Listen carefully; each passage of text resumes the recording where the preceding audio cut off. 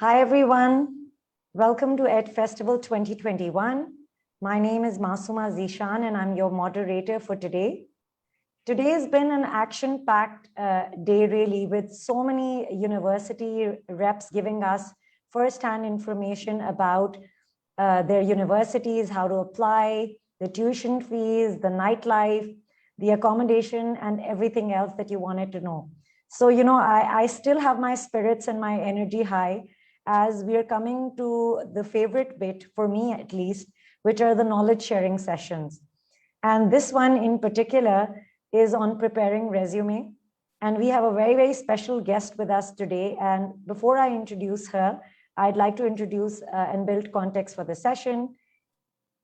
So this particular session will be led by Nadia Ferotan, who is the International Talent Acquisition Manager for GUS. She's been on the team for over 2 years as a manager of international talent acquisition, starting her journey in human resources by joining a recruitment firm as an intern over 9 years ago and gradually climbing the corporate ladder. She has excelled at working in HR, talent acquisition in the education field, but also has experience in recruiting within finance, aviation, and construction and development. And today, she is our esteemed guest and will be leading this session and letting us all know tips on preparing a resume. Welcome to EdFestival, Nadia, and over to you. Thanks so much, guys. Happy to be here. So, like Masuma mentioned, my presentation is on preparing a resume. So I'll share my screen now and walk through the presentation that I've prepared.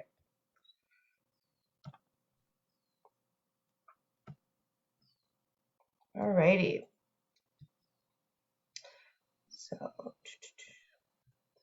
So GUS Talent team presents Preparing a Resume. I represent the GUS Talent team. There wasn't a GUS Talent team 2 years ago, but we've definitely developed it quite a bit over the years. My first slide is about creating a resume. So I want to just start off by saying that organization is very key when it comes to resumes. It's the first thing that I look at when applicants have sent in their resumes. It shouldn't be longer than 2 pages. Usually it becomes ineffective at that point because there's so many applications that come in. You want to make an impact in the first 2 pages. So organization is everything between providing the information, but also aesthetically. You want it to look pleasing, but I'll just give you an example. One time I received a resume that was in landscape, and it was sort of like a mind map where you had to follow along. I wouldn't say that's so effective when it comes to sales positions or roles that I was looking to fill, but maybe a little bit more techie. So you definitely got to read on where you're applying to as well. So the name, date, and contact information should always be in your header, and it should be consistent on each page. Your summary should be brief and concise.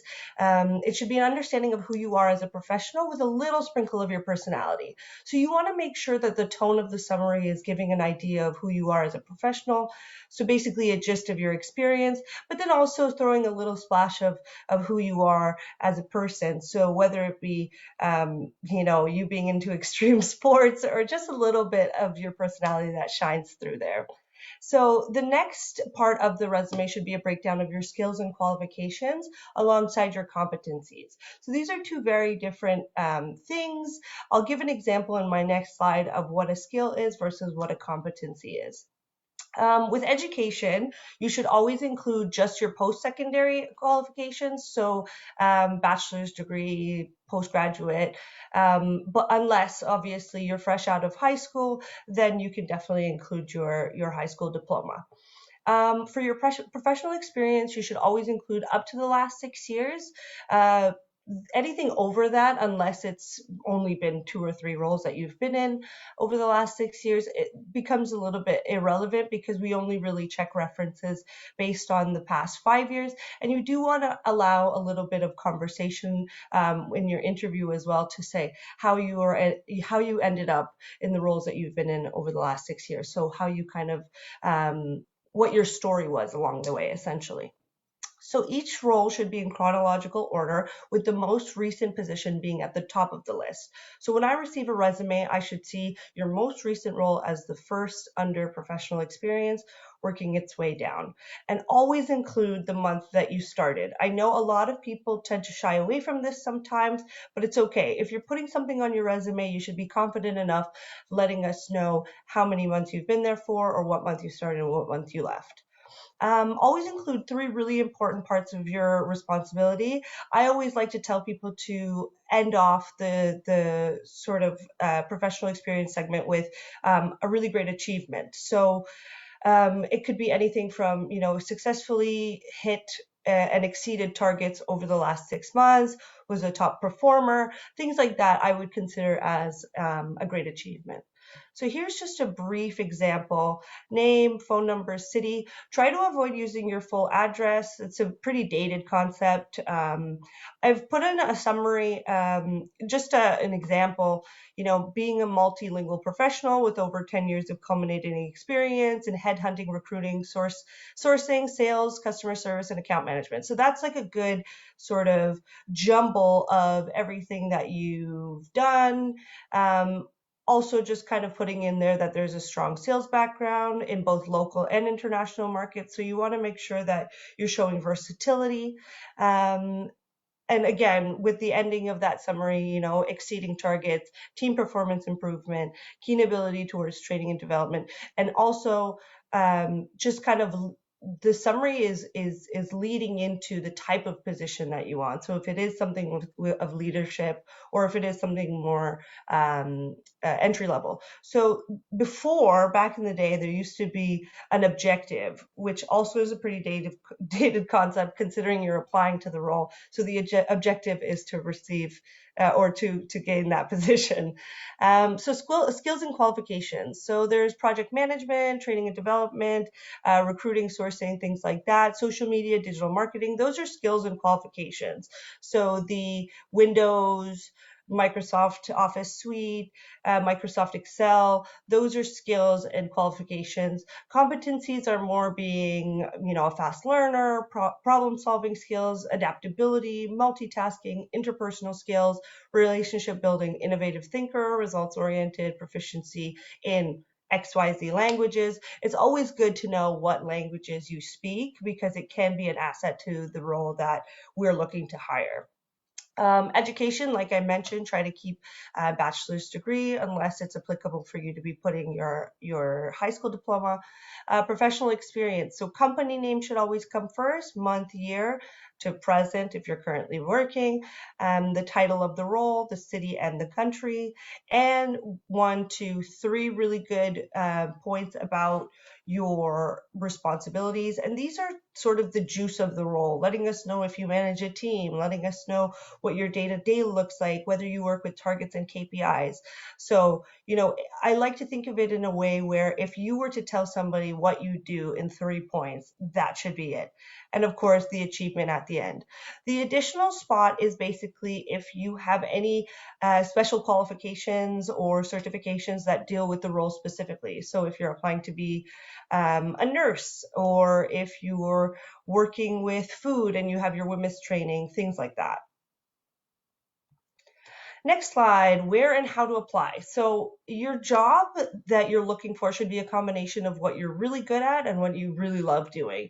I know this kind of sounds utopic in a way, but truly, if you sit down with yourself and you realize what your skills are and what you enjoy doing, you can eventually find a meeting point of the two that would kind of make sense for the role that you should be going into. When you're applying, I always tell my candidates, regardless of whether you're a new applicant, if you're just starting out in the world, or if you have 20 years of experience, make a list of the top 100 companies that are most relevant to your educational qualifications as well as your experience, and a little bit about what you truly want to work in. So 100 companies, let's call them dream jobs. So you make a list of those 100, and I would spend about a little bit of time each day executing the shotgun approach, which is sending out a minimum of 15 applications a day. I know this sounds like a little, but it's actually quite a lot. Sitting and doing 15 applications a day takes a lot of time. So it is something that you would need to set time apart for. I always tell my applicants, finding a job is a full-time job. So you have to make sure that you're investing that time in yourself, or else, it's just going to be those Indeed easy applies. You're never going to really know what you're applying for. Then you're going to get a call, and then you're going to do this sort of weird phone call where you don't really know what you applied for. And then you could potentially lose that opportunity as well. I always like to tell people to understand what jobs are in high demand around their area, because if it's sales jobs or if it's analytical jobs, you need to be sending out more applications if that's the field that you're going into, if those are the roles that you're looking at. And you can always tell by what roles are in high demand when you're going through the applications and you're noticing a lot of the same title coming up on LinkedIn or Indeed, wherever you're applying. Like I mentioned before, Indeed's easy apply is great. However, spending a little bit of extra time to fill out those applications, the full applications, going to the website of the company, is really, really beneficial and can go a really long way. Due to the pandemic, obviously, a lot of companies have decided to have career fairs and networking events online. This is a great way to make a good impression on individuals right away. It's like a mini interview. So try to be informed about what career fairs and networking events are happening around you. It's also a great tool once you're in a role to be able to carry those contacts over with you as well. So using portals such as Indeed and Monster are great. However, LinkedIn is a very effective portal or platform to deal with larger companies, and it gives you a really, really detailed overview of what you're applying for and what the company is. So the follow-up slash LinkedIn, companies get thousands of applications. And when I tell you thousands, I mean thousands. I've had up to 500 applications in one day, and we usually have to make sure that we're trying to get through all of them in a day. So if you have any contact information to the role that you're applying for, be sure to follow up. I always appreciate an email after an applicant has sent in their application, because sometimes there's human error. We can overlook somebody that was actually pretty qualified, or, we put them in a different bucket. So if you have somebody's contact information, follow it up, attach your CV again, and just keep it short and sweet. Just mention that you applied for the role and that you were just following up and you're sending it over again. Most headhunters utilize LinkedIn as a source of talent. So please ensure that your LinkedIn is up to date and active. If you don't have one, please create one. It's the tool of the future of headhunting and recruiting. Truly, I've been using it for the last 6 months solely. I've been trying to move away from the applications. So having people send in applications and that room for error, I want to minimize it by being able to actually visit somebody's LinkedIn and view them, see their profile, put a face to the application as well. So ensure that your profile is professional and consistent with the information on your resume. Clean and professional photo as well. No Instagram selfies, guys. Try to spend a little bit of time, even if it's setting up your camera with a white background. Please make sure that you do that. But when I mean consistent information with your resume, have your resume in front of you when you're sort of doing the due diligence on your LinkedIn profile. I can't tell you the amount of times where I've had applicants, I go into their LinkedIn and it's completely different dates. So already your credibility has gone down a little bit from there. You don't need to be so detailed as the resume. Obviously, you can just keep the name, title, name of the company, title of your role, and the month and date of when you left. So we want to build your LinkedIn up as a tool that you can use in the future. It definitely won't be just for recruiting. This is also a great tool for networking, obviously the whole purpose of LinkedIn. So this will give you a chance to connect with different companies and individuals that are beneficial for your professional growth. So this can be anywhere from, job coaches to individuals that give you insight into an industry or a role that you never even thought about. And all of a sudden, now that's another avenue that you can explore. So once you're invited to an interview, be sure to view the profile of the individual who's listed in the email. So usually we'll say, you'll be meeting with so and so, the director of XYZ. Be sure to just click on their profile, and not just to give them a click to say that you viewed them.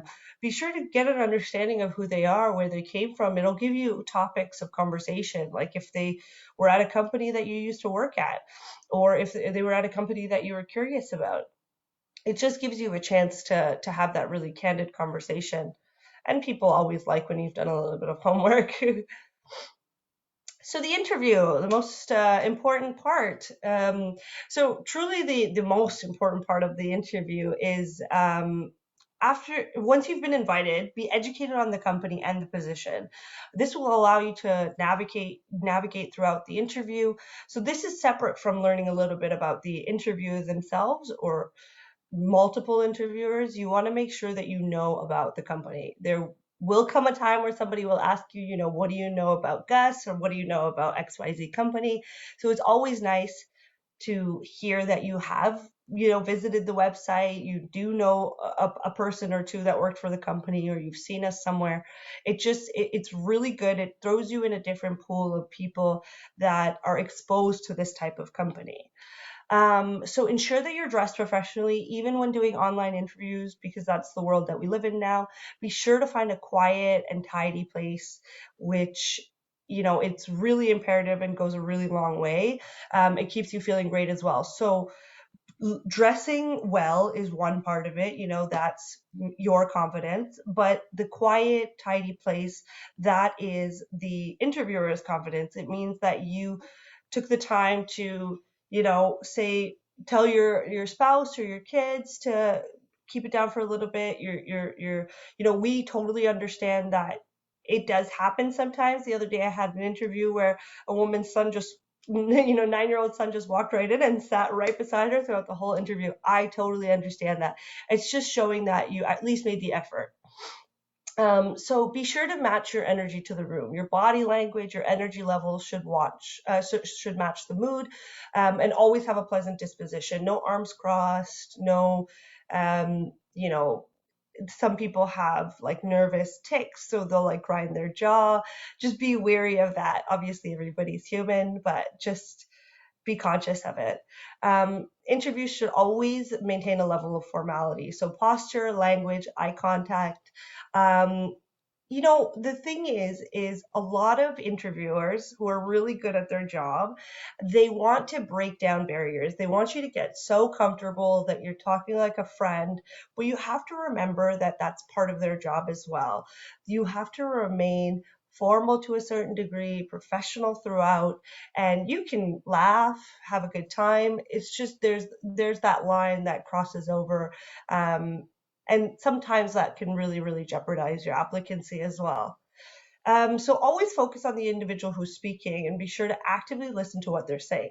Nerves tend to cause this zoning out, which can be extremely detrimental for the interview. So I know that I am guilty of it in my early years, but you always feel like you need to focus on the person who is hiring you, the director or whomever. But that's a really bad habit. You want to make sure that you're looking at each individual when they're speaking to you, and the zoning out for sure when you are not actually listening to what they're saying, but you want to maintain eye contact and you kind of zone out. It looks a little bit freaky too. So you want to make sure that you're listening to the words that they're saying, because it's really important. There will be follow-up questions to what they've just asked. Always be sure to take a moment to think about your answer before speaking. The interviewer will find it more genuine when you're actually thinking about real events that you're drawing from. So if you need to take a drink of water, I always like to do this. If you like to take a drink of water to buy time, it's a great habit to get into. Nobody's going to get offended that you take a drink of water, but it does give you a few seconds to just kind of,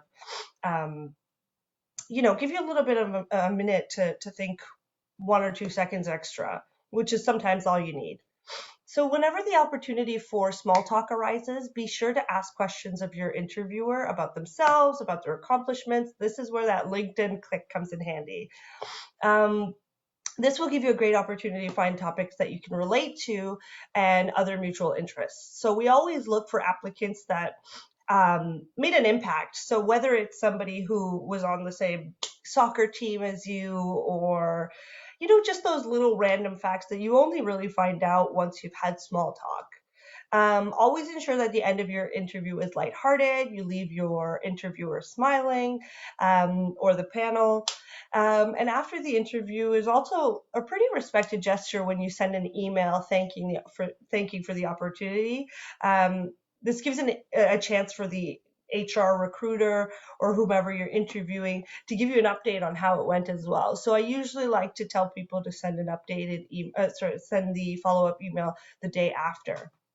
So thanks for listening, guys. It's time for our Q&A.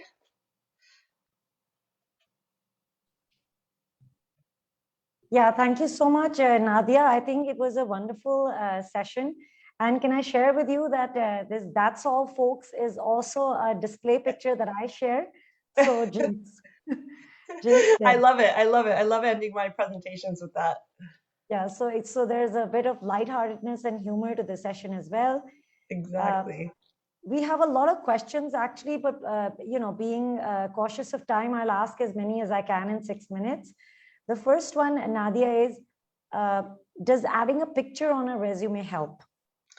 So there's a common misconception with it. I wouldn't say that it hurts, it helps or hurts. I would just say that if you are feeling comfortable putting one on, it's also geographically. So whenever I've hired in India, Pakistan, they tend to, even Dubai, they tend to want a photo.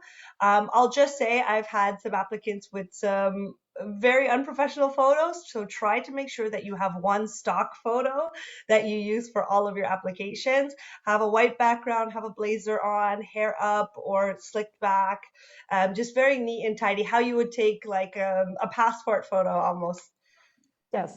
So I hope that answers your question. A professional picture, nothing like your Insta or your Facebook, something which you want your employer to take you seriously. Thank you for that response, Nadia. Another question is, should I mention my sports, the competition wins, etc., on my resume?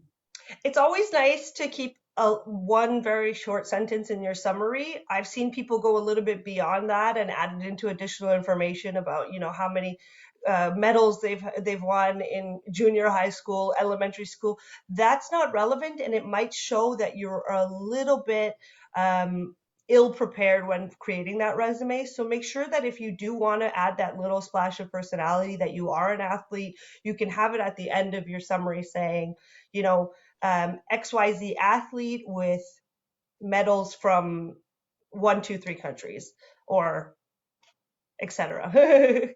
Right. Thank you. And the last question, which again, I'm going to take because I'm being conscious of time, and then I'll hop on to the next session. One of the students is asking, will a resume help me with my university application? So should they start developing one now? Yes, definitely. I always like to tell my fresh high school grads, even individuals that are still in high school, you want to be able to be a master of the resume, because when you're doing your university applications, the same sort of principles that you have creating a resume are applied to the university applications as well. Sometimes they ask you to submit your resume as well to see if you've created one. So a lot of that, at that time, a lot of people will rush to quickly create one, and they'll look at Google and they'll get a stock one. But the one that I provided, clean, aesthetically pleasing, you can throw in a little bit of color with the disparity of like the company name to separate it from the title of the role. Those are little things that are really, really pleasing to the eye when looking at a resume. Right. So that brings us to the end of the session. And Nadia, we will request you for a resume format that you shared in your presentation. Of course. We'll post it in the comments so that the students and the viewers who didn't get to see this session live, right, they'll get to benefit from it as well. Thank you so much for your time. Thanks, guys. Bye for now. Yeah, thank you, participants. Please do join the other sessions at the EdFestival 2021 and gain the maximum benefit from it. Thank you.